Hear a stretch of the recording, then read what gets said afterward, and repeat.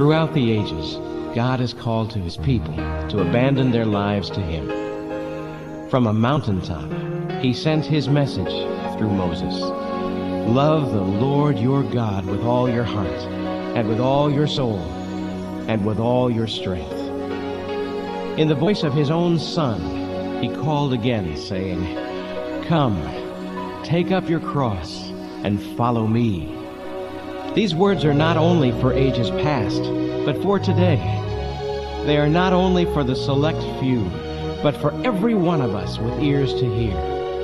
Down through the years, our world has been changed by the lives of men and women who have had the faith to answer, Yes, Lord, take my whole heart. Yes, Lord, I will follow you.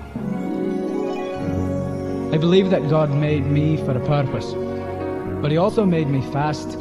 And when I run, I feel his pleasure. To give it up would be to hold him in contempt. To win is to honor him. If it meant having no place to lay my head, I knew I must go and tell what I had learned in the camps, that there is no pit so deep or dark, that God's love is not deeper still. But suddenly, what had been an ideal had become a demand. Total surrender to God, the absolute leap in the dark. The demand was not even all or nothing.